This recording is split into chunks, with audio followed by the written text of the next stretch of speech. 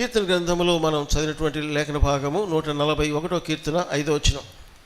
141:5. నీతిమంతులు నన్ను కొట్టుట నాకు ఉపకారము, వారు నన్ను గద్దించుట నాకు తైలాభిషేకము, నేను అట్టి అభిషేకమును త్రోసివేయకుందును గాక. చాలు. ఇక్కడ నీతిమంతులు నన్ను కొట్టుట నాకు ఉపకారము, వారు నన్ను గద్దించుట అది ఒక తైలాభిషేకంగా దావీదు చెప్తున్నాడు. తైలాభిషేకం, గద్దింపును నేను తైలాభిషేకంగా, ఒక పరిమళ తైలాభిషేకంగా నేను స్వీకరిస్తాను అన్నటువంటి దావీదు యొక్క చక్కటి మాట మనం విన్నాం, తిరిగి వింటున్నాం. నేను ఈ విషయానికి వచ్చి నేను చాలా క్లియర్గా ఓపెన్ చెప్పాను. ఎందుకంటే ఈ దినాల్లో గద్దించడం తక్కువ, గద్దించిన వినేవాళ్ళు, లోబడేవాళ్ళు చాలా చాలా తక్కువ. ఎక్కడో 100కి 1 అన్నట్లుగా ఉంటారేమో కానీ కుటుంబాలలో, అలాగే సమాజంలో, ఆఫీసుల్లో, స్కూల్స్లో, అలాగే సంఘము సహవాసంలో కూడా గద్దింపుకు మరి ఎవరు కూడా ఇష్టపడేటటువంటి మనసు కలిగి ఉండరండి. అది వాస్తవం. కానీ వాక్యం చెప్తుంది, మరి వాక్యం చెప్తుంది. ఈ వాక్యం విన్న తర్వాతనైనా మీరు ప్రభు దగ్గర ఒక చిన్న ప్రార్థన చేసి, ప్రభువా నీ వాక్యం నన్ను గద్దించిన, సేవకులు నన్ను గద్దించిన, ఒక సహోదరుడు ఒక సహోదరి నన్ను గద్దించిన, నేను దానికి అది మంచి గద్దింపుగా ఉంటే నేను స్వీకరించి నేను నడుచుకుంటాను ప్రభు అని మీరు ఒక కమిట్మెంట్ తీసుకొని చూడండి. అది తప్పకుండా మీ జీవితానికి మేలుకరంగా ఉంటుంది. ఎందుకంటే పోయినసారి ఆ గద్దింపులో ఉండేటువంటి బ్లెస్సింగ్స్ చెప్పాను, నష్టాలు కూడా కొన్ని చెప్పాను మీకు. కాబట్టి అవన్నీ ఒకసారి తలపోసుకోండి. గద్దింపు అనేటటువంటిది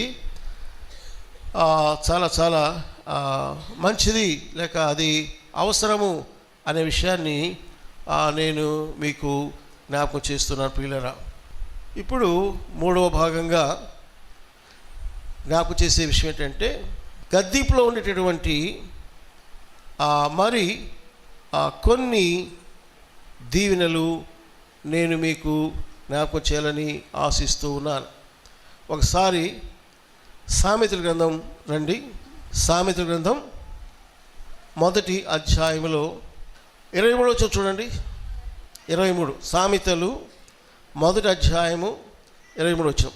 నా గద్దింపు విని తిరుగుడి, ఆలకించుడి, నా ఆత్మను మీ మీద కుమ్మరించుదును, నా ఉపదేశమును మీకు తెలిపెదను. జ్ఞానం గురించి ఆ పైవచనం ఉంది. జ్ఞానం అంటే దైవ జ్ఞానం. జ్ఞానం అని పిలువబడే ప్రభువైన యేసుక్రీస్తు యొక్క మరి మాటలుగా మనం తీసుకోవాలి. అంటున్నాడు దేవాది దేవుడు, జ్ఞానమైన దేవుడు ఏమంటాడంటే, నా గద్దింపు విని ఏం చేయాలంట? తిరుగుడి, టర్న్ టు మీ. గద్దింపులో ఉన్నటువంటి ఒక సత్యం ఏంటంటే, మనము దేవుని వైపు త్రిప్పబడాలి, ఆలకించాలి ఏం గద్దిస్తున్నాడు. కానీ ఈ గద్దింపులో ఉండేటటువంటి దీవెనలో ఒక ప్రత్యేకమైన దీవెన మనం గుర్తించలేకపోతున్నాం. ఏంటంటే, మీరు గనక నా గద్దింపుని తిరిగితే నా ఆత్మను మీ మీద కుమ్మరించు. ఒక్క మాట చాలు. ఈ దినాల్లో చాలామంది ఆత్మ నింపుదల కావాలి, ఆత్మతో అభిషేకించబడాలి, ఆత్మ వరముతో బలపరచబడాలని ఆశపడుతున్నారు. మంచిదే. కానీ దేవుడు ఈ లేఖలో చెప్పే మాట ఏంటంటే, నా ఆత్మను మీ మీద కుమ్మరించాలంటే you have to obey my rebuke, my correction. నేను ఇచ్చిన గద్దింపుకు నేను సరి చేసుకో అని చెప్పిన దానికి నీవు తల వంచి లోబడాలి. అప్పుడే పరిశుద్ధాత్మ దేవుడు నిన్ను నింపుతాడు, అభిషేకిస్తాడు. మాట విననొల్లనటువంటి వారిని పరిశుద్ధాత్మ దేవుడు ఎప్పుడు అభిషేకించాడు. వాళ్ళు అనుకుంటారేమో కానీ నెవర్. ఏవేలు వాగ్దానం, సకల జనం మీద ఆత్మను కుమ్మరించేదను. దేవుడు ఎప్పుడు కూడా తన ఆత్మను మనకు ఇవ్వడానికి, కుమ్మరించడానికి, నింపడానికి ఆయన ఎంతో ఇష్టపడుతున్నాడు పిల్లరా. ఓన్లీ ప్రాబ్లం ఏంటంటే, మనము ప్రభు యొక్క గద్దింపు చాలా చాలా నిర్లక్ష్యం చేస్తున్నాం అన్నమాట. చాలా నిర్లక్ష్యం చేస్తున్నాం. అందుకని ఇక్కడ కింద అంటాడు వినాలను, నేను పిలువగా మీరు వినకపోతిరి, నా చేయి చాపగా ఎవరును లక్ష్య పెట్టకపోయిరి, నేను చెప్పిన బోధ ఏమియు మీరు వినక త్రోసి వేసితిరి, నేను గద్దింపగా మళ్ళీ చెప్తాను, నేను గద్దింపగా లోబడకపోతిరి. నా మాట మీకు లెక్క ఉంది? అసలు వాక్యం మీకు ఏమన్నా విలువగా ఉందా? మీకు నా మాట అంటే మీరు దాన్ని ఎలా తీసుకున్నారు? కాలక్షేపంగా తీసుకున్నారా? ఆదివారం కాబట్టి వినాల్లో వచ్చి చీలేసిపోతాం అనుకుంటున్నారు, అంతేనా? ఈ గేట్ దాకేనా వాక్యము?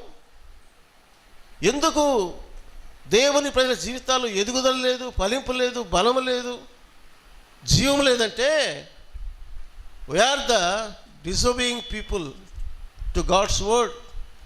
దేవుని వాక్యమునకు గద్దింపునకు తిరుగుబాటు చేసే సంఘములో కానీ, కుటుంబాల్లో కానీ, వ్యక్తిగత జీవితాల్లో కానీ దేవుని యొక్క ఆత్మ అభిషేక దీవెనలు ఉండవు ఉండవు ఉండవు అని వాక్యం చెప్తుంది. అది వాస్తవమేది.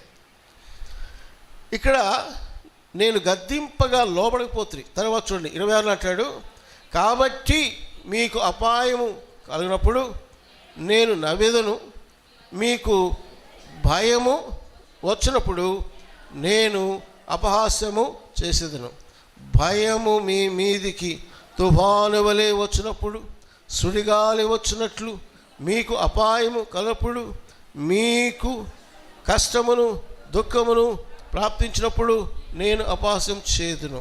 30 నుంచి నా ఆలోచన విననల్లకపోయిరి, నా గద్దింపును వారు కేవలమును తృణీకరించిరి. చూసారా? దేవుని వాక్యం ఇది తప్పంటారా? దేవుడు చెప్పేది అబద్ధం అంటారా? చెప్పండి. నా గద్దింపును వారు వినలేదు, నా గద్దింపును వారు కేవలం ఏం చేశారంట? తృణీకరించిరి. అబ్బా, ఇక దేవుడు గద్దింపే తృణీకరిస్తే ఆఫ్టర్ ఆల్ మనిషి గద్దింపు ఏం తీసుకుంటారు బాబు? తల్లి, పిల్లలారా, ఎవరిలారా? దేవుడు గద్దింపుకే నీలో చలనం రాలేదే, మనిషి గద్దిస్తే నువ్వు దానికి లోబడతావా? ఎంత బండలాంటి హృదయాలండి మనవి, రాతి గుండెలు, మోసపు హృదయాలు. చెప్పండి, నీ యొక్క అంతరంగంలో నీ జవాబేంటి? అందుకే దేవుడు అన్నాడు, రే నాయనలారా, పిల్లలారా, ప్రజలారా, మీరు నా ఆలోచన, నా గద్దింపు మీరు తృణీకరిస్తున్నారు కాబట్టి మీ జీవితంలో కలిగే ప్రమాదాలు చాలా వస్తాయి. గుర్తుపెట్టుకోండి. జీవితంలో అనేకమైనటువంటి సమస్యలు మీరు ఎదుర్కొంటారు. అప్పుడు దేవా అని కేకేస్తావు, కానీ నేను స్మైల్ చేస్తా. ఏరా, ఏమైంది నీకు? ఏం కేక ఎందుకు వేస్తున్నావు?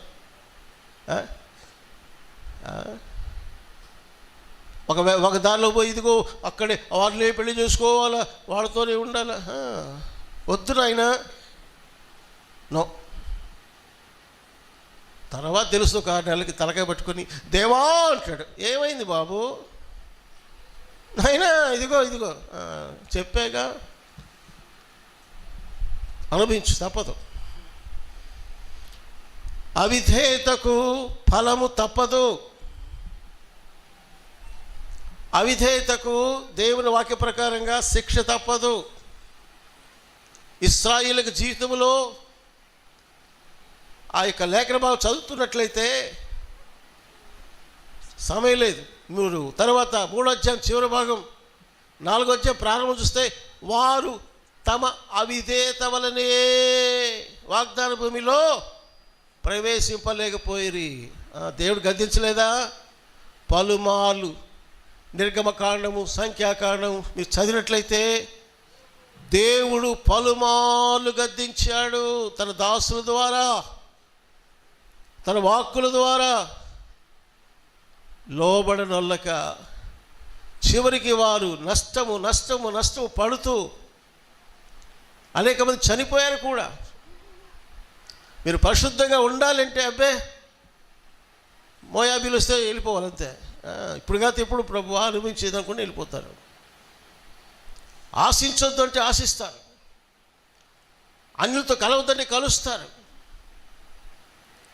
లాభం వచ్చింది వాళ్ళకంటే ఒక్క పాయింట్ కూడా లాభం లేదు. కేవలం వాళ్ళు దేవుని గద్దింపును తృణీకరించినందువలన, లెక్క చేయని కారణం చేత చివరికి వారి యొక్క స్థితి ఏంటంటే వాగ్దాన భూమిలోనికి అడుగు పెట్టలేక 40 సంవత్సరాలు అరణ్యములో వారు రాలిపోయారని వాక్యము చాలా తేటగా ఆ యొక్క సత్యాన్ని బోధిస్తుంది.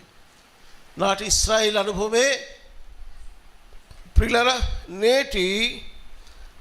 నేటి సంఘం యొక్క అనుభవాలు. అందుకనే కొరింథీ మొదటి పత్రిక 10వ అధ్యాయంలో ఇవన్నీ ఎందుకు మనకు రాయబడ్డాయంటే యుగాంతమందున మనకు చెప్పండి బుద్ధి కలుగుటకై వ్రాయబడినని వాక్యము సెలవిస్తుంది పిల్లరా. కాబట్టి ఇక్కడ మీరు గమనించాలి. ఏమని గమనించాలంటే గద్దింపుకు లోబడే వారి మీద దేవుని యొక్క ఆత్మ కుమ్మరింపు జరుగుతుంది. లోబడను అంటే పరిశుద్ధాత్మ దేవుని కార్యాలు నీలో జరగవు. బైబిల్ చాలా ఆధారాలు ఉన్నాయి, తీసుకోండి. సంసోను జీవితం కూడా అంతే. చూశాడు ఒక టైంలో అంతా పోయింది. ఇదో సంసోను, ఫిలిస్తీన్లు వచ్చారు అంటే ఎప్పటి వలె విడచిముదనుకున్నాడు, కానీ యెహోవా ఆత్మ తను ఎడబాసిన అతనికి తెలియకపోయాను. సౌలుగా తంతే, వీళ్ళంతా పెద్ద రాజులు, హీరోలు, వీళ్ళు నిన్ను కూర్చుని ఏమనుకున్నా నాకు తెలియదు. Whoever you may be, నువ్వు ఎవరైనా కూడా, I may be the God servant, you may be the elder, you may be youth leader, you may be a believer, you may common brother and sister. క్రీస్తులో ఉన్న ప్రతి ఒక్కరికి హెచ్చరిక ఏంటంటే నీ డ్యూటీ, నా డ్యూటీ ఏంటంటే దేవుని వాక్యము అది గద్దింపైనప్పుడు లోబడాలి, చిన్న బిడ్డలకు లోబడాలి. అది ప్రియులారా అవసరము. అలా లేని పక్షంలో మరి దేవుని యొక్క ఆత్మ యొక్క నడుపుదలను కోల్పోతాం. ఆత్మదేవుడితో మాట్లాడడం మానేస్తాడు. ఎందుకు నీకు చెప్పి అయిపోయింది. నా ఆత్మ నన్నుతో ఎల్లప్పుడు వాదించదు. There will be a full stop once. దేవుడు నీతో డీల్ చేయడం మానేస్తాడు కూడా. అబ్రహామునే మానేశాడు. బాబు అబ్రహాము నేను నీకు కుమారుని ఇస్తానంటే హ్యూమన్ నాలెడ్జ్ పనిచేసింది. అబ్రహాము శారా గుసగుస మాట్లాడుకొని దేవుడికి ఎవడో కుమారుడు ఎట్టో వస్తాడయ్యా, ఇదిగో హాగరు చేసుకో. పోనీ ఇద్దరు మీద దేవుని అడిగారా, ఏమయ్యా దేవా కుమారుడు ఇస్తాడు, రాలేదు, ఏం చేయమంటావు? మా ఆవిడ చెప్తుంది హాగరు చేసుకోమంటావు. అడిగాడా? చాలామంది ఎంతో ప్రార్థన పనుల్లో కనబడుతుంటారు, కానీ అసలైన వాడి దగ్గర మాత్రం నో ప్రేయర్, ప్రార్థన చేయరు, దేవుని అడగరు. అది వాళ్ళకి నచ్చేసింది, వాళ్ళు మెచ్చారు. శారమ్మ ప్లాను, అబ్రహం గారి implementation. Oh nice, very nice, I'm getting one more wife, very joyful time అనుకున్నాడు అబ్రహం. పాపం పుట్టాడు ఒకడు. అదే ఇప్పుడు ఇద్దరికి యుద్ధం. పుట్టక పుట్టాడు. ఎవరు? అమ్మా ఇష్మాయిల్ పుట్టాడు. ఆ సమస్య ఇప్పటికీ ఉంది కదా మన కళ్ళ ముందు. దేవుడు మాట్లాడ మానేస్తాడు.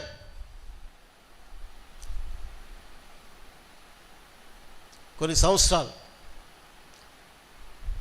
ఏమండి గద్దింపుకు లోపడకపోతే దేవుడికి ములాసు లేదు. God will turn his head. దేవుని వాక్కు మీద, దేవుని హెచ్చరికల మీద ఎప్పుడు కూడా తిరుగుబాటు చేయొద్దు. నాతాను ప్రవక్త ఇచ్చి దావీదును గద్దించాడు అనుకుంటే రాజు నువ్వెవరు నా చెప్పడానికి కటాఫ్ చేయించవచ్చు, అంత అధికారం ఉంది. బట్ దావీదు రిపెంట్ అయ్యాడు, దొల్లిదులు ఏడ్చాడు.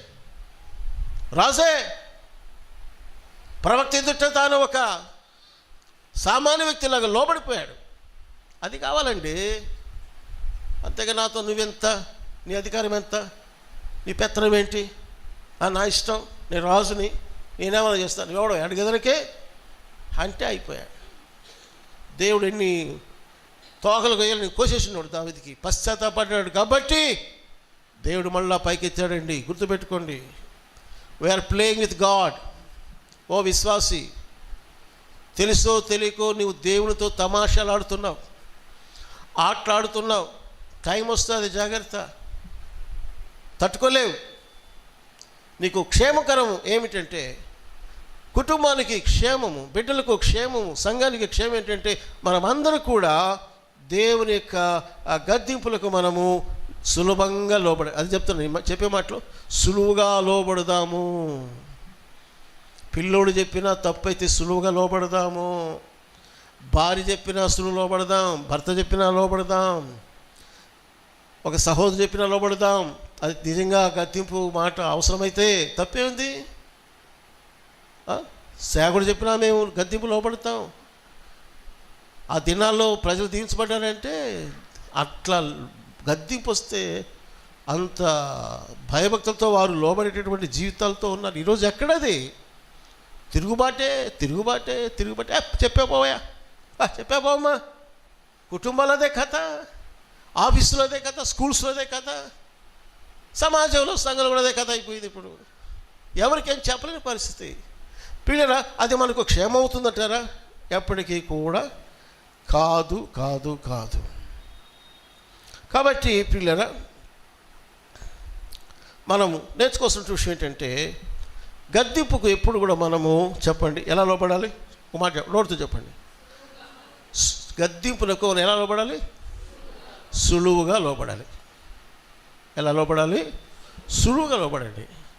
ఓకే, ఇప్పుడు ఇంకొక ప్రాముఖ్యమైన సంగతి చెప్తాను. యూత్ కొరకు ఒక మాట బైబిల్ చెప్తాను. యవన బిడ్డలే కాదు, పెద్దోళ్ళైనా కూడా అందరికీ మంచిదే. ఇక్కడ మీరు కనుక చూస్తే సామెతల గ్రంథం రండి. సామెతల గ్రంథం 5వ అధ్యాయము. ఇక్కడ ముందు ఒక మాట మీకు చూపిస్తాను. 12వ వచనము, అయ్యో ఉపదేశముని నెట్లు త్రోసివేసి తిని నా హృదయము గద్దింపు నెట్లు తృణీకరించే. చాలు, మళ్ళీ ఒకసారి చదువుతారా? అయ్యో ఉపదేశముని నెట్లు త్రోసివేసి తిని నా హృదయము గద్దింపు నెట్లు తృణీకరించెను. ఎవరబ్బా మాట్లాడుతుందంటే ఒక పర్సన్ ఉన్నాడు. నాకు తెలిసి ఈ బైబిల్లో ఈ వచనాల్లో సామెతలు 5లో రాయబడిన వ్యక్తి ముసలోడు కాదు, యవనస్తుడు. పెళ్ళి అయిందంటే పెళ్ళి అయిండు అని కూడా చెప్పొచ్చు, పెళ్ళి కాలేదు అని కూడా చెప్పొచ్చు. యవనస్తుడు, యవన వయసున్న వాడు. సో ఇక్కడ ఈ మాట దేని గురించి రాయబడిందంటే ఆ వ్యక్తి ఒక సమయంలో ఏమైపోయాడంటే చాలా సిక్ అయిపోయాడు. ఎంత సిక్ అయిపోయాడంటే 11 వచ్చి చూడండి, తుదకు నీ మాంసమును నీ శరీరమును క్షీణించినప్పుడు. అంటే శరీరము మాంసము క్షీణించినప్పుడు అంటే అర్థం ఏంటి చెప్పండి? హెల్త్ అంతా ఏమైపోయింది? కంప్లీట్ పాడైపోయింది. నెక్స్ట్ అతడు పాపరైపోయాడు. పాపరంటే మరి దరిద్రుడైపోయాడు. అది కూడా మీరు 10 చూడొచ్చు. నీ ఆస్తి వలన పరులు తృప్తి పొందుదురు, నీ కష్టార్జితము అన్నిల ఇల్లు చేరును. ఇదేందబ్బా ఇదే? ఇంకొక మాట ఉంది 9వ వచనం, పరులకు నీ యవ్వన బలమును క్రూరులకు నీ జీవిత కాలమును ఇచ్చివేతువు. ఇప్పుడు ఈ మాటలను చూడండి. నీ బలం ఇచ్చేస్తావు బాబు అమ్మ, ఇద్దరికి, స్త్రీ పురుషులకి. నీ ఆస్తి పాడు చేసుకుంటావు, నీ లైఫే పాడైపోతుంది, నీ బాడీ అంతా దెబ్బతినిపోతుంది, రోగాల పాలైపోతుంది. ఇక్కడ చెప్పాలంటే నీ బ్రతుకు దెబ్బలో పడేసే బతుకు మారిపోద్ది. వై? ఇతడు రిపీట్ అవుతున్నాడు. ఈ వ్యక్తి ఏమని రిపీట్ అవుతున్నాడంటే 12 వచ్చి చూడండి, మళ్ళీ 12 చదవండి. అయ్యో ఉపదేశము నెట్లు త్రోసి వేసి తిని నా హృదయము గద్దింపు నెట్లు గద్దింపు తృణీకరించి. అంటే గద్దింపు వచ్చింది ఆ వ్యక్తికి? వచ్చిందా రాదమ్మా? వచ్చుండింది. కానీ ఏం చేశాడు? రిజెక్ట్ చేశాడు, తృణీకరించాడు. ఇంతకీ ఆయన ప్రాబ్లం ఎందుకు వచ్చింది? డబ్బంతా పోయింది, ఆస్తి పోయింది, పరువు పోయింది, ఒళ్ళు గుల్ల అయిపోయింది. అంత అయిపోయిందంటే ఇతను నాకు ఒక క్యారెక్టర్ కనబడుతోంది. ఎవరంటే లూకాసు వార్త 15వ అధ్యాయం ఒకడు ఉన్నాడు. ఎవరండి? ఇంటి నుంచి వెళ్ళిపోయినా ఎవరు? చిన్న కుమారుడు. ఆస్తి ఎత్తుకోబోయాడు. ఇవన్నీ వాడికి జరిగిపోయినాయి. కడుపు మారుతూ ఉంది. ఎందుకంటే అతడు తన ఆస్తినంతటిని స్నేహితులతో కలిసి వేశ్యలతో పాడు చేశాను.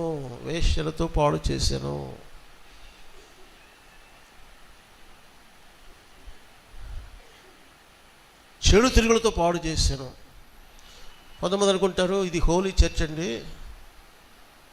ఈ మాటలు ఇక్కడ చెప్పకూడదు. బైబిల్ ఉంది, చెప్తున్నాను అంతే. The word of God says, Bible చెప్తుంది, you the young people or young married couple. ఈ దినాల్లో ఉన్న సమస్యలు ఆనాడే దేవుడు తన లేఖను రాసిపెట్టి హెచ్చరికగా గద్దింపుగా మనకి ఇచ్చాడు. ఈ రోజుల్లో యవన బిడ్డలు ఆరోగ్యాలు కోల్పోతున్నారు. అంటే నేను మిమ్మల్ని గురించి చిత్రకోబక్కడి లోకలు జరిగేది చెప్తున్నా, అది మీకు ముందుగా ఒక హెచ్చరికగా ఉంటుండగా, కానీ ఆశతో చెప్తున్నా అంతవరకే. నేను లోకంలో సైదాపురంలో పెరిగిన బాగా చాలా అన్ని విషయాలు నేను ఆ దినాల్లోనే క్షుణ్ణంగా పరిశీలన చేశాను. అందువల్ల నా జీవితం కొంచెం కాపాడబడింది, తెలుసుకోవడం వల్ల కాపాడబడింది. ఈరోజు కుటుంబాల్లో వచ్చే సమస్యలు ఏంటంటే ఇదే అక్రమ సంబంధాల సమస్యలు పెరిగిపోయినాయి. కామన్ అయిపోయింది ఇప్పుడు, వెరీ కామన్ అయిపోయింది. సహజీవనం పెరిగిపోయింది. స్టూడెంట్స్ ఇతర స్థలాలకు వెళుతున్నారు. ఏమవుతున్నారు మీరే చూడండి. నేను చెప్పేది ఏముంది, పెళ్ళైన వారు అలాగే ఉన్నారు. ఇది లోకస్తులు సరిపోతుంది, కానీ నువ్వు దేవుని ఎరిగిన వ్యక్తివి, లేక దేవుని గురించి జీవించుకునే వ్యక్తికి అయితే నీ జీవితంలో చాలా జాగ్రత్తగా కాపాడుకోవాల్సిన, భద్రపరచుకోవాల్సిన అవసరం ఎంతైనా ఉందని నేను చెప్తున్నా ప్రియులారా. ఎందుకంటే ప్రభువును ఎరిగినాం అనుకునేవారు కూడా, నేను చెప్తున్న మాట, ప్రభువుని ఎరిగి ఉన్నాం అనుకునేవారు కొంతమంది అయితే, మేము దేవుని సేవిస్తున్నాం అనుకునేవారు సహితము ప్రియులారా ఈ అపవాది యొక్క ఉరులలో ఉత్సులలో పడిపోతున్నారు. ఈ కడవరి గడిలో ఎక్కువైపోయింది. అది చాలా భయంకరమైన దినాలు ఉన్నాం. కాబట్టి అతడు ఏమంటాడంటే, ఇక్కడ మీరు 12 చదివిన తర్వాత 13 రావాలి. అయ్యో ఉపదేశం నేను ఎట్లు త్రోసి వేసి తిని, నా హృదయము గద్దింపు నెట్లు. నువ్వు అనుకోవచ్చు, ఆ రోజు రా అంకుల్ చెప్పాడు కానీ నేను ఏముందిలేని లోబడిపోయాను, లేకపోతే వెళ్ళిపోయాను, నా స్నేహితుల వల్ల చిన్న కుమారులా పాడైపోయాను. పిల్లరా, ఈ వ్యక్తి కేకలు పెడుతున్నాడు. అయ్యో అంటే అర్థమైందంటే ఇస్ క్రైయింగ్.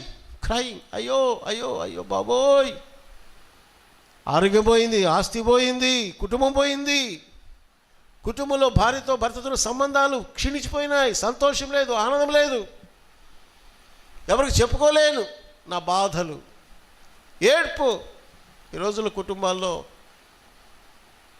చాలా భయంకరమైన పరిస్థితులు వస్తున్నాయి. అందుకే ఇక్కడ అంటాడు 13 చూడండి, 13 చదవండి. ఇప్పుడు నా బోధకుల మాట నేను వినకపోతిని, నా ఉపదేశకులకు నేను చెవియొగ్గలేదు. ఒప్పుకున్నాడు, ఇప్పుడు ఒప్పుకున్నాడు. చేతులు కాలిపోయినాక అయ్యో ఎంతమంది అన్నోళ్ళు చెప్పారు వాక్యం, యూత్ వీడియో చెప్పారు వాక్యం, ప్రసంగాలు విన్నాను, ఉపదేశాలు విన్నాను, చెవియొగ్గలేదు. ఇప్పుడు 14 చూడండి. నేను అక్కడ ఆ మాట బాగా గమనించండి. సమాజ సంఘముల మధ్య నుండినను ప్రతి విధమైన దౌష్ట్యమునకు లోబటకు కొంచెమేనమాయను అని నీవు చెప్పుకొనొచ్చు. హల్లెలూయా పాట పాడుతూ ఉంది. అక్కడ ఏమంటాడట, మూలుగుచూ ఉంది, రోగము, అవమానము, నష్టము, మూలుగుతున్నారు. ఇక్కడ మాటలో నేను పర్సనల్ చెప్తున్నాడు, సమాజ సంఘముల మధ్య నుండినను. అబ్బా, అయినా నేను తప్పించుకోలేకపోయానే. You are in the prayer house, దేవుని మందిలో ఉన్నావు. నీ కుటుంబము దైవికుల కుటుంబమే, ప్రార్థించే కుటుంబమే, వాక్య సమృద్ధి ఉంది. అయినా కూడా నేను పడిపోయినయ్యా అనే మూలుగిది. అంటే అర్థం ఏంటంటే, నువ్వు మందిరకు వచ్చి వెళ్ళిపోయినంత మాత్రం నువ్వే పెద్ద ఆమె హీరో అయిపోలే.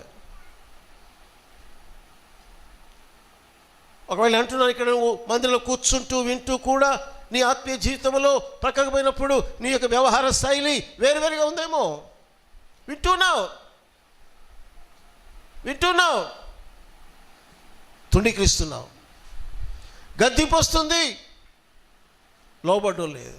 కాబట్టి ఇప్పుడు చెప్పండి, గద్దింపు నీ ఆత్మీయ జీవితానికి మంచిదా కాదా? చెప్పండి. మంచిది. మన అబ్బాయిలు అతను నోరు తిట్టలే, ఏనాయిలారా? ఏం చెప్పండి, గద్దింపు మంచిదా కాదా? నీ లైఫ్ని ప్రొటెక్ట్ చేస్తుంది. చాలామంది అండి ఎవరి బిడ్డలు, పెళ్ళైన వాళ్ళు కూడా కొన్నిసార్లు తను తప్పేముంది, పరిస్థితులు ఇప్పుడు. కాబట్టి పిల్లరా, ఈ వ్యక్తి కేక పెడుతున్నాడు, అయ్యో అయ్యో అయ్యో అంతా పోయింది, ఆరోగ్యం పోయింది, నా తిప్పలుగా అయిపోయింది అంటూ రియలైజ్ అవుతున్నాడు.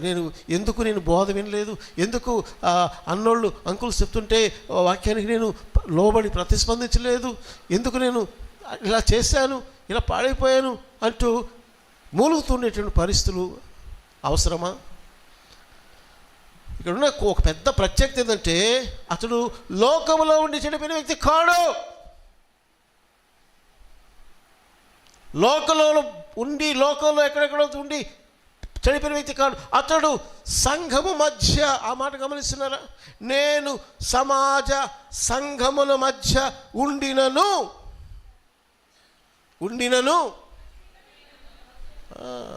జాగ్రత్త. ప్రేయర్ హౌస్లో వచ్చిపోయినంత మాత్రం నీకు సెక్యూరిటీ లేదు. We all are human beings. ఇక్కడ వస్తూ పోతూ కూడా నీ కార్యకలాపాలు జరిగించేదానికి ఎంతైనా అడ్డు లేదు. నీకు ఎవడు అడుగుతాడు? నిన్ను ఎవడు గద్దిస్తాడు? ఎవడు తెలియదన్నా, నాకు తెలియదు, ఇంకొకరు తెలీదు. చెప్పండి, దేవుడికి తెలియదా అని అడుగుతున్నా. దేవుడికి తెలియదా? కాబట్టి పిల్లరా, నేను చెప్పే మాటలు ఏదో ఆషామాషిగా చెప్తున్నాను, దేవుడు చెప్పమంటున్నాడు, చెప్తున్నాను. This is not only A special group of people కోసం కాదు, ఫర్ ఆల్. ప్రతి ఒక్కరు కూడా నీ ఘటమును, పౌలు గారు తెస్సలోనికైన నీ శరీరం అనే ఘటమును పరిశుద్ధతలో ఎట్లు కాపాడుకోవలనో ఎరిగి ఉన్నట్టయే దేవుని చిత్తము. దేవుని చిత్తం, హోలీనెస్, శాంక్టిఫికేషన్, పరిశుద్ధత. పిల్లల శరీర స్వభావాలు మంచివి కావు, అది అందరికీ తెలుసు. కానీ నలగొట్టాలి ప్రార్థనతో, వాక్యముతో, దేవుని ఆత్మకృపతో, దేవుని కృపతో జయించి నీ పరిశుద్ధత నీవు ప్రభునందు భద్రపరచుకోవాల్సినటువంటి అవసరత ప్రియులరా ఎంతైనా ఉన్నదని ప్రభునామలో నేను జ్ఞాపకము చేస్తున్నాను ప్రియులరా. ఇప్పుడు ఇంకొక విషయం ఏంటంటే, హౌ టు రెబ్యూక్, ఎలా గద్దించాలి అనేది. నేను ఇందులో అన్నీ చెప్పలేకపోవచ్చు, 1-2 విషయాలు మీకు జ్ఞాపకం చేసి ప్రభు బలను మనం సమీపిస్తాం ప్రియురా. దీనికి ముందుగా ఒక మాట గమనించాలి. చూడండి, సామెతల గ్రంథంలో సామెతలు 27వ అధ్యాయము 5లో ఏముంది? లోపల ప్రేమించుట కంటే బహిరంగంగా గద్దించుట మేలు. కాబట్టి నీ బిడ్డలకు ఒకవేళ నువ్వు గద్దింపు అవసరమైతే గద్దించాల్సిన అవసరం గద్దించాలి. తోటి వ్యక్తి యొక్క జీవితానికి నష్టం కలుగుతుంది అంటే ఖచ్చితంగా గద్దించాలి. ఇక్కడ నేను చెప్పే మాట గద్దించడం అంటే తిట్టడం కాదు, గుర్తుపెట్టుకోండి. కర్రెత్తుకొని తిట్టడం కాదు, కరెక్షన్. దిద్దుట. ఇదిగో ఈ తప్పు నీలో ఉంది, నువ్వు ఇలా చేయడం తప్పు, ఇలా మాట్లాడడం తప్పు, అక్కడికి వెళ్ళడం తప్పు, ఇది చేయడం తప్పు అది చెప్పడం. అంతేగాని చొక్కా పట్టుకొని రోయ్ నీ సంగతి ఏంటంటే అది కాదు. మన వాళ్ళకి అంత ఏంటంటే గద్దింపు పట్టుకోకూడదు, అది కాదు.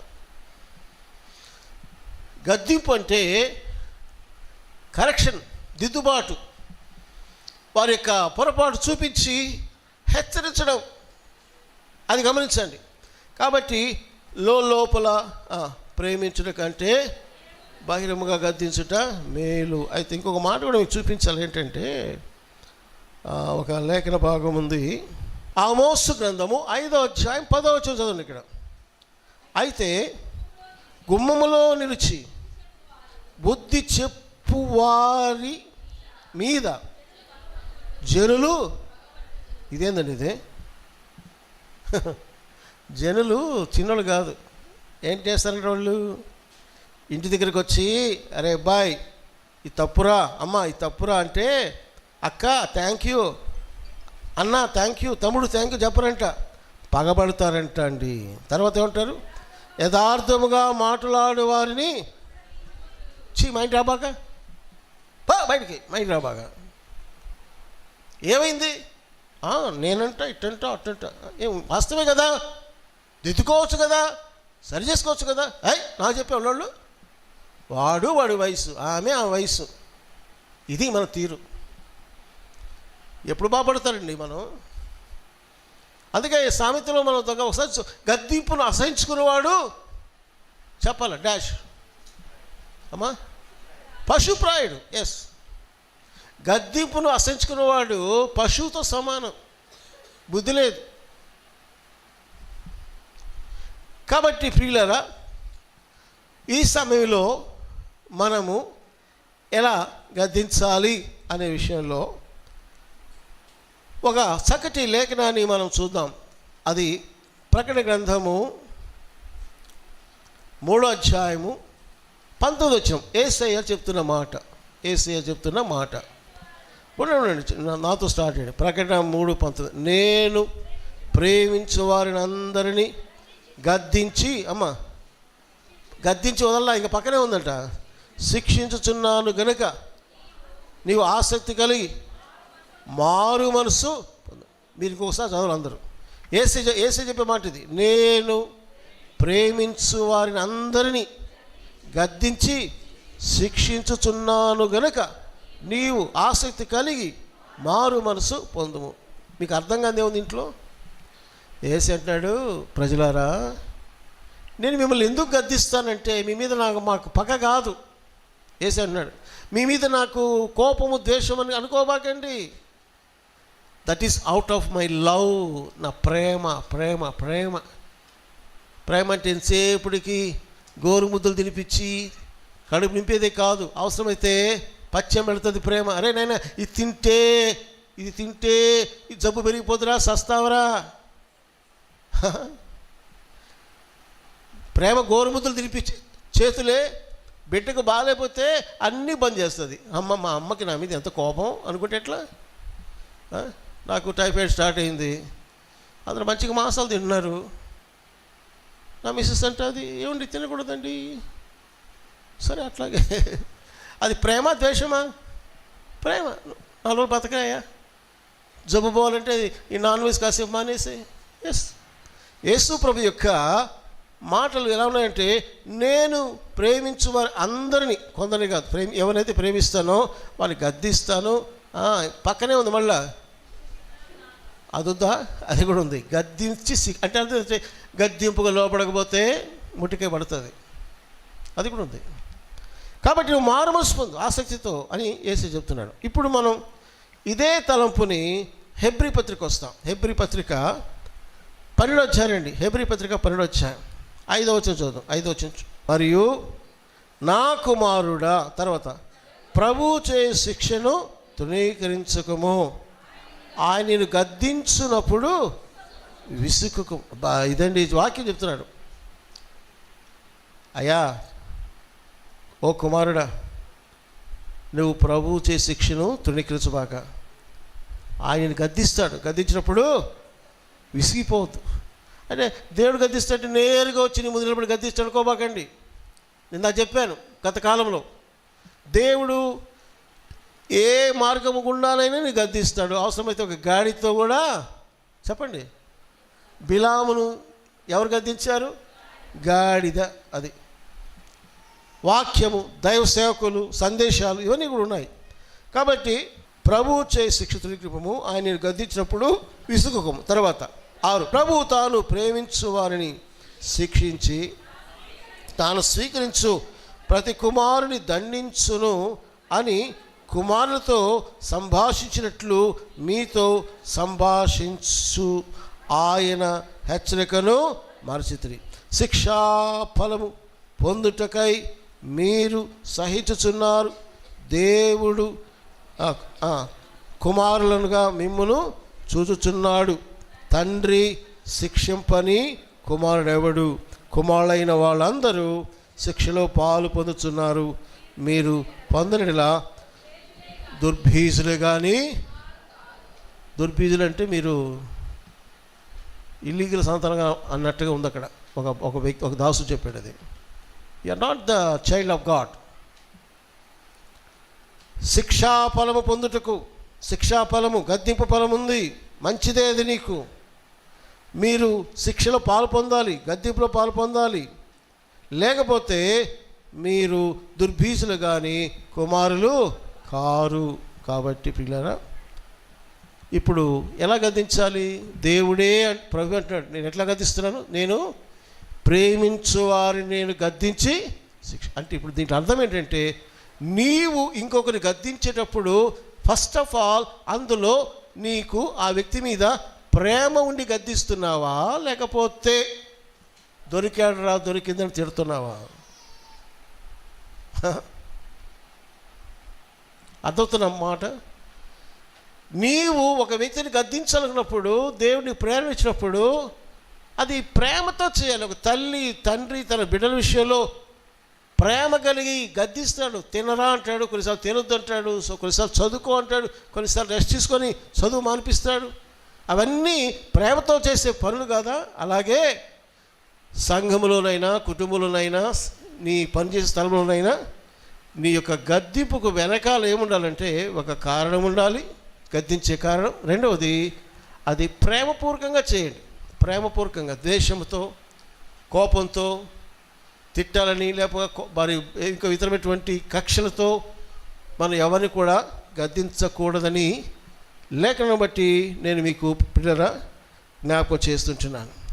కాబట్టి మన జీవితంలో జ్ఞాపకం చేసుకోవాల్సినటువంటి సత్యం ఏంటంటే, మనము దేవుని గద్దింపును స్వీకరించాలి. ఇతరులు గద్దించినప్పుడు ప్రభు యొక్క ప్రేమతోనే మనము గద్దించేవారముగా ఉండాలి. ఓకే, ఇప్పుడు ఎలా గద్దించాలి అనే విషయంలో ఇంకొక చిన్న ఒక అంశం చెప్పి నేను ముగిస్తాను. పర్సనల్ రిబ్యూకింగ్, వ్యక్తిగతంగా గద్దించుట. వ్యక్తిగతంగా గద్దించాలి. వ్యక్తి ఇంకొక వ్యక్తిని గద్దించేది ఎలా అనేది యేసు చెప్పాడు ఇక్కడ. మత్తయి సువార్త రండి, 18వ అధ్యాయం. మత్తయి సువార్త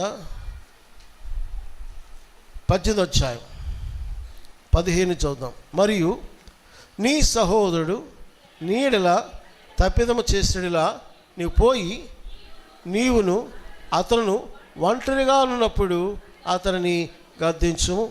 అతడు నీ మాట వినడల నీ సహోదరుని సంపాదించుకుంటువి.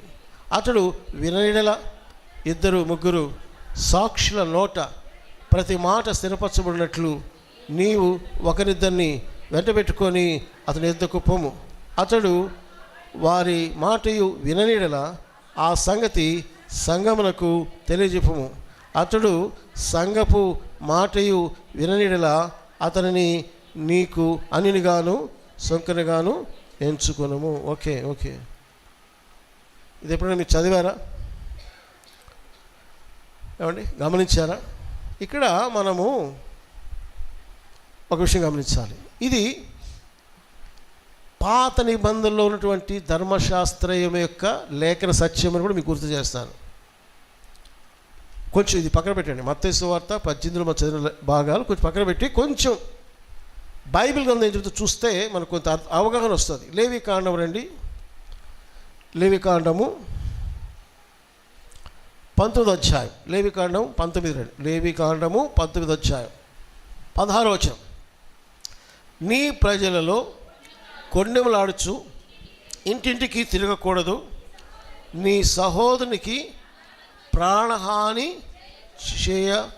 చూడకూడదు, నేను యెహోవాను. తర్వాత, నీ హృదయములో నీ సహోదరి మీద పగబట్టకూడదు, నీ పొరుగువాని పాపము నీ మీదికి రాకున్నట్లు నీవు తప్పక వారిని గద్దింపుము, కీడుకు ప్రతి కీడు చేయకూడదు, నీ ప్రజల మీద కోపముంచుకొనకు, నిన్ను వలె నీ పొరుగువాని ప్రేమిపలను నేను యెహోవాను.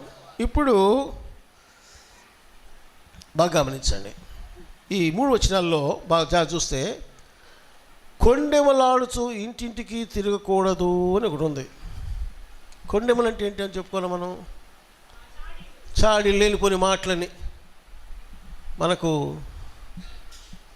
ఏదైనా ఒక విషయం తెలుసు అనుకోండి, వెంటనే ఇప్పుడు ఇంటికి కూడా బాగుపడలే ఫోన్ చేయడం, అక్క ఏ అక్క నీకు తెలుసా, ఏంటి నీకు తెలియదు, ఇంకా తెలియదు నీకు, ఇట్లా ఉంటుంది మన సంభాషణ.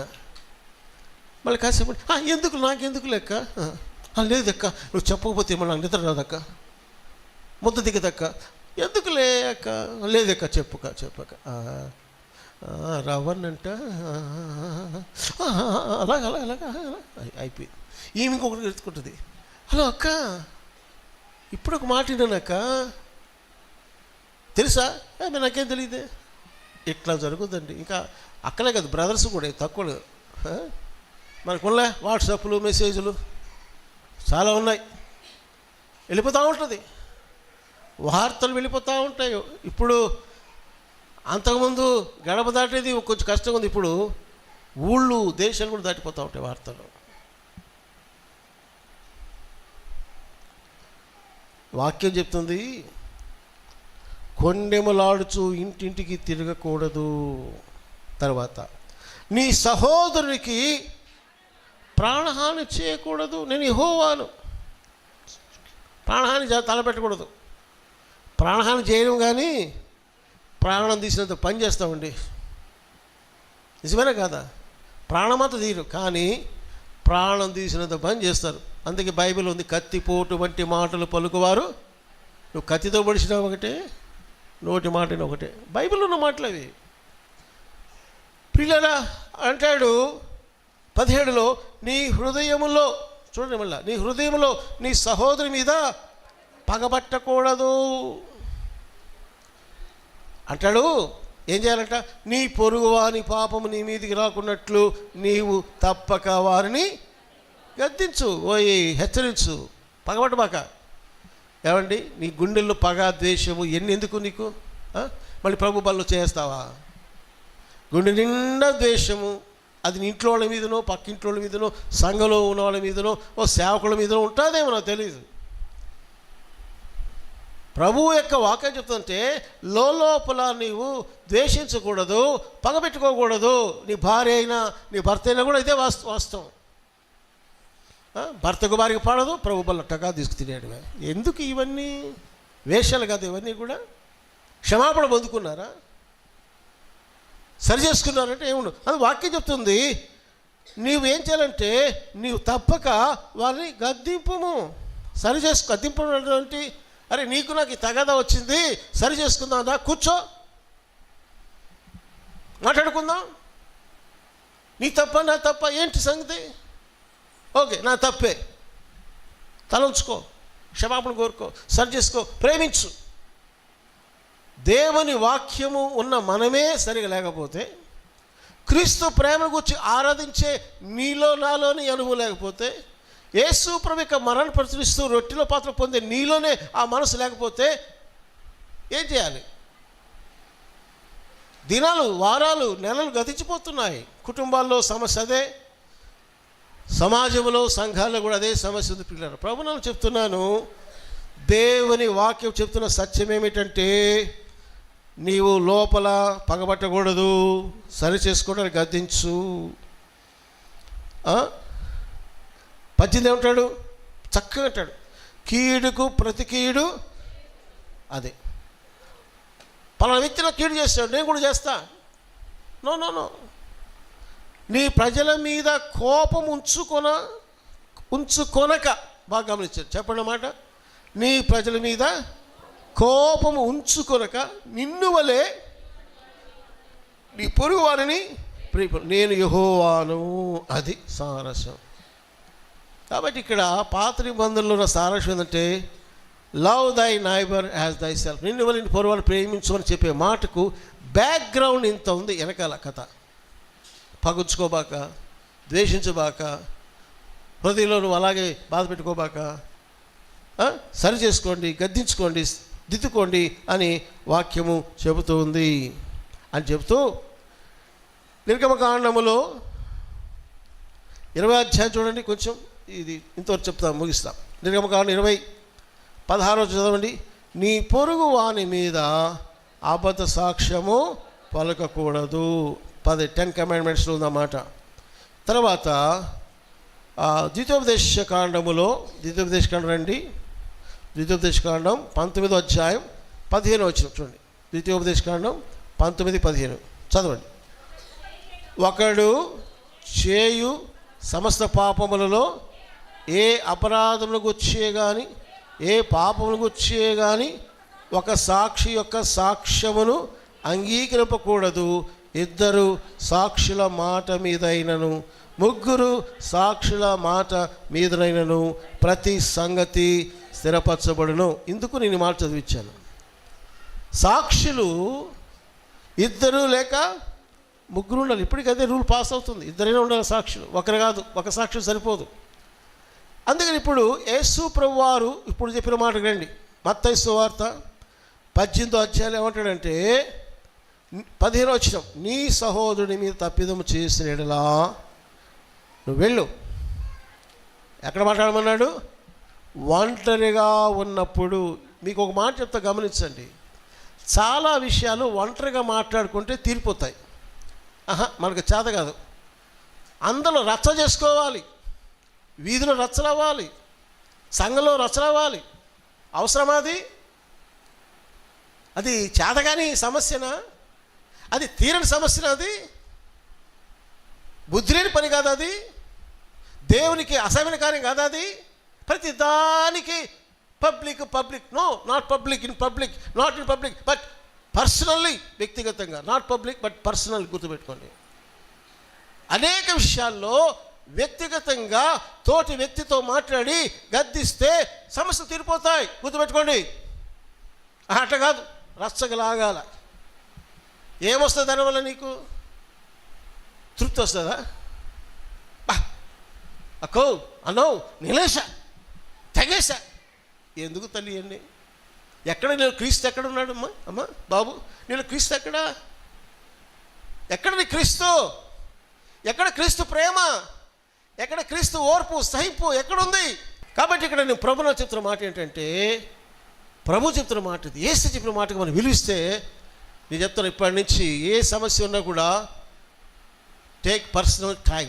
వ్యక్తిగతంగా మాట్లాడుకోండి. ఫస్ట్ కుటుంబంలోనైతే మీరు వ్యక్తిగతంగా మీరు మాట్లాడుకోండి. మీ కుటుంబ సమస్యలు తీసుకొచ్చి వీధులు పెట్టాల్సిన అవసరం లేదు.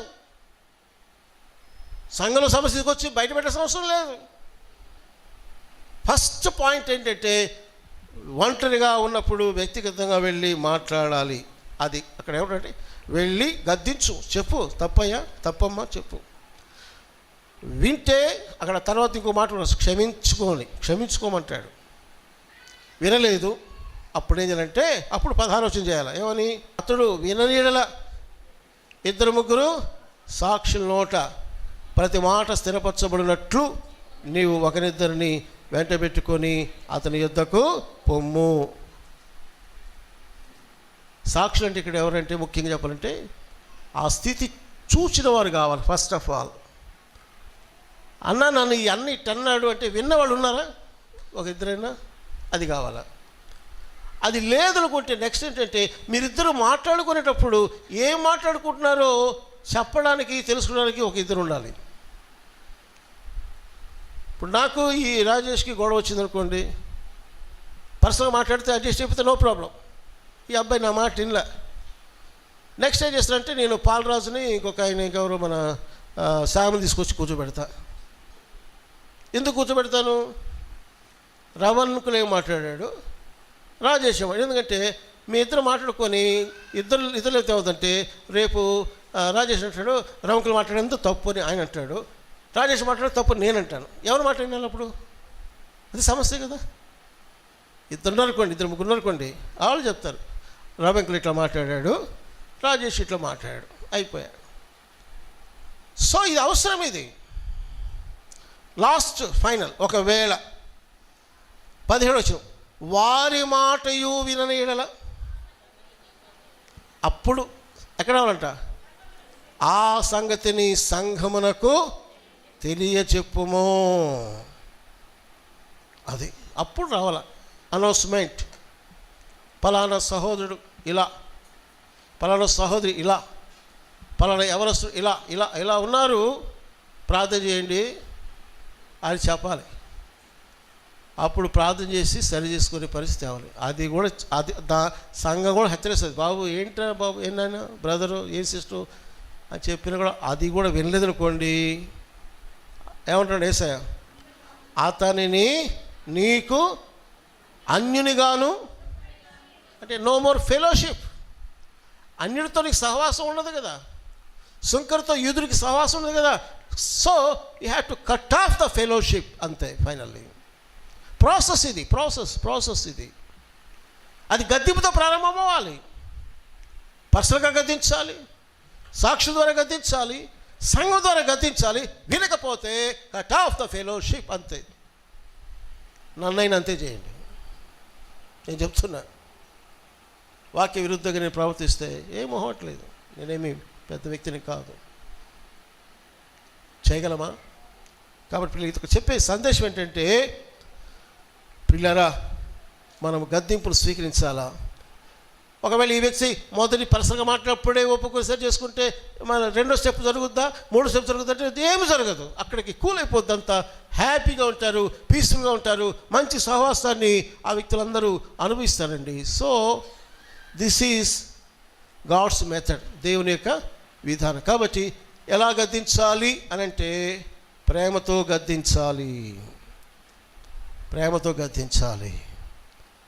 ఎలా గద్దించాలి అంటే ఫస్ట్ పర్సనల్గా గద్దించాలి, రెండవదిగా సాక్షులతో కలిసి వెళ్ళి గద్దించాలి, చివరిగా సంఘం ఎదుట గద్దించాలి. ఇంకా ఉన్నాయి కొన్ని, ప్రవచితమైతే ఇంకొక ఆదివారంలో మనం జ్ఞానం చేసుకుందాం. కాబట్టి కొద్ది లేఖన సత్యాలు మనసులో పెట్టుకోండి. ఒకవేళ ఇందులో మీకు ఏదైనా భేదాభిప్రాయాలుగా అనిపిస్తే నాతో మాట్లాడి పర్లేదు. ఇది కాదు అనుకోలు, ఇది కాదని అంటే చెప్పండి.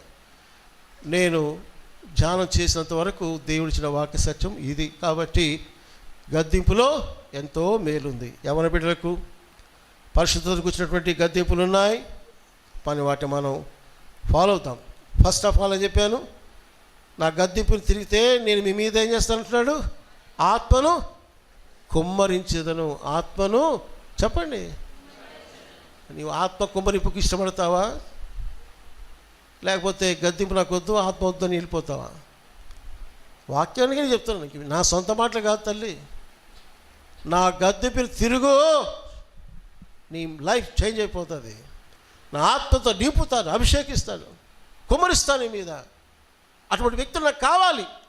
గద్దింపు వింటూ కూడా ఎవడి కాదు గద్దింపు, ఇది నాకెందుకు, నేను వినను అంటావా? నేను ఎవడు ఏం చేయలేడు. ఎండిపోతావు. ఆత్మ లేనివాడు ఎండిపోతాడు. ఎన్ని నిముకలాగా మారిపోతారు. ఏమండి, నిష్ప్రయోజకంగా మారిపోతారు. నువ్వు ఎవరికి బ్లెస్సింగ్గా ఉండబోవు. బీ హంబుల్, దేవుని దగ్గర తగ్గించుకో, సర్చ్ చేసుకో. అలాగే కుటుంబాల్లో ఉన్నటువంటి సమస్యలు ఉంటే మీరు కుటుంబంలోనే పరిష్కారం చేసుకోండి.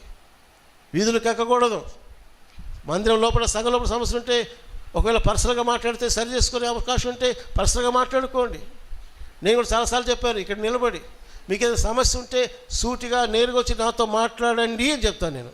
అబ్బే పక్క పక్కన మాట్లాడాలా, ఆడ కొంచెం గుసగుసలు రావాలా.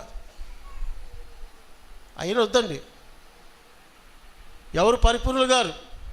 నేనంత పర్ఫెక్ట్, నేను చేసే సేవ అంతా కూడా 100% ఓకే అని చెప్పను. లోటుపాట్లు ఉంటాయి. కమ్ అండ్ టాక్ పర్సనలీ, అది నేర్చుకోండి. ఎడలో కూడా గుసగుసలాడుకోవడం, రోడ్లో గుసగుసలాడుకోవడం, చిన్న గదిలో అయితే గుసగుసలాడడం, అది వెరీ వెరీ వెరీ వర్స్ట్. అది ఈ టాపిక్ నెక్స్ట్ ఉంది, ఇంకొక సీన్ ఒకటి ఉంది, భలే సీన్ ఉంది, అది నెక్స్ట్ సండే చెప్తాను. కాబట్టి దేవుని వాక్యం మన ఎదుగు వచ్చింది, ప్రార్థన చేసుకుందాం. మోకరించండి. గద్దెంపు విషయంలో నువ్వు ఎలా ప్రతిస్పందిస్తున్నావు ఒకసారి పరీక్ష చేసుకో. సామెతలు ఒకట్లో ఉన్నమాట, ఆత్మని మీద కొమ్మలిసపడే అనుభవంలో ఉన్నావా? లేక సామెతలు 5వ అధ్యాయంలో ప్రలాపిస్తూ అయ్యో అంటున్నటువంటి వ్యక్తిలాగా మారిపోయేదానికి నువ్వు సాగిపోతున్నావు? నాకు తెలియదు. Be careful. ఇతరులు గద్దించినప్పుడు అది ప్రేమతో చేస్తున్నావా? నువ్వు ప్రేమపూర్వకంగా, క్రీస్తు ప్రేమతో, సహనంతో.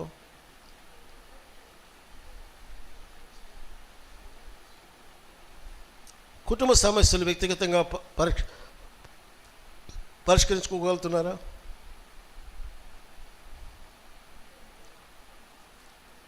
సహోదరి మీద కోపము, పగ ఉన్నాయా? లేక నిన్ను వల్ల నీ పొరుగువాన్ని ప్రేమించే మాటకు దగ్గరగా ఉన్నావా?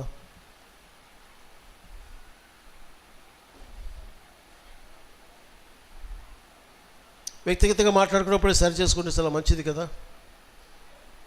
ఇంకో కొంతమంది రావాలన్నా, అది కూడా కుదరదని సంఘం ముందుకు పోవాలన్నా, ఏది అవసరం? గద్దింపు, క్రొత్త నిబంధనలో గద్దింపులు ఉన్నాయి, ప్రకటన దాకా ఉన్నాయి గద్దింపులు, ఇంకా ఉన్నాయి వాక్యాలు. ప్రార్థన చేసుకుందాం. నీకు నువ్వు ప్రార్థన చేసుకో. ప్రభువా, నీ వాక్యాన్ని బట్టి నీకు వందనాలు. నీ గద్దింపుకు నేను లోబడే మనసు నాకు దయచేయి. నా తోటి సహోదరుడు, సహోదరి, దైవసేవకులు లేక కుటుంబంలో తల్లిదండ్రులు గద్దించినప్పుడు విసుగక, తృణీకరించక లోబడే మనసు నాకు దయచేయి ప్రభువా. అందులో మేలు ఉన్నదని నేను తెలుసుకున్నాను ప్రభువా. తిరుగుబాటు చేస్తే నష్టమే కీడిని గుర్తించాను ప్రభువా అని చిన్న ప్రార్థన చేసుకోండి. కృపగల తండ్రి, జీవముల ప్రభువా, మీకు స్తుతి స్తోత్రాలు చెల్లిస్తున్నాం. నీతిమంతుల గద్దింపులు ఒక తైలాభిషేకంతో సమానంగా దావీదు చెప్పిన మాట మీకు జ్ఞాపకం చేసుకుంటున్నాం. నేటి సమాజంలో గద్దింపును ఇష్టపడేవాళ్ళు లేరు. గద్దిస్తే ద్వేషించేవాళ్ళు, తృణీకరించేవాళ్ళే ఎక్కువగా ఉన్నారు. దేవా, ఈ సందర్భంగా మీరు ఈ పరిశుద్ధ వాక్యం నుంచి నాతో, మాతో అనేక రీతిగా మీరు మాట్లాడారు. ప్రతి సందర్భాన్ని గురించి మాట్లాడారు. దేవా, లోబడే మనసు మాకు దయచేయి తండ్రి. పలుమార్లు మీ గద్దింపుకు మేము లోబడని కారణం చేస్తేనే ఆత్మశక్తిని, అభిషేకాన్ని మేము కోల్పోయిన వారుగా కనబడుతున్నాం. క్షమించండి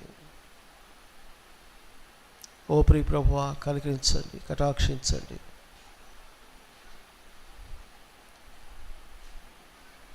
మా హృదయాలు సరిచేయండి. కడగండి మీ వాక్యంతో, రక్తంతో. ప్రేమతో గద్దించే జీవితాలు మాకు దయచేయండి. ఇతరులు గద్దించినప్పుడు సరిచేసుకునే మనసులు మాకు దయచేయండి. ఈనాడు కుటుంబాలలో సమస్యలు, సంఘాల్లో సమస్యలు కారణం వ్యక్తిగతంగా మేము మాట్లాడుకొని సరి చేసుకోలేని బలహీనగా మేము ఉంటున్నాం. క్షమించండి. అనేక మార్లు మమ్మను బట్టి మీ నామము అనిజల మధ్యలో దూషించబడుచూ ఉన్నది ప్రభువా. క్షమించండి, క్షమించండి, కడగండి, పవిత్రపరచండి. యేసు ప్రభు యొక్క మరణానికి, శరీరానికి, రక్తానికి సాదృశ్య రొట్టెలో పాత్రలు చేయవేస్తున్న మేము మా హృదయాంతరంగాల్లో క్రీస్తు ప్రేమ ఉన్నదా? సహపాఠి వ్యక్తుల మీద ప్రేమ ఉన్నదా? క్షమాపణ ఉన్నదా? లేక పగ ఉన్నదా? కోపం ఉన్నదా? పరీక్షించుకునే మనసు దయచేయండి. ఎప్పటికప్పుడు మమ్మల్ని శుద్ధి చేసుకునే జీవితాలు మాకు దయచేయండి. మమ్మల్ని పరిశుద్ధపరచండి. పరిశుద్ధమైన సంఘముగా, మహిమల సంఘముగా, నిర్దోష సంఘముగా మమ్మల్ని మీరు ఆయత్తపరచండి. యోగ్యంగా చేయుట కృప దయచేయండి. బలవతపరిచి చేసి బిడ్డ బలపరచండి. యేసు ప్రభు నామమున అడుగుచున్నాము తండ్రి, ఆమేన్. నీలో నాలో పరిశుద్ధాత్ముని క్రియా, నీలో నాలో పరిశుద్ధాత్ముని క్రియా, ఇది దేవుని నూతన క్రియా, ఇది దేవుని నూతన క్రియా.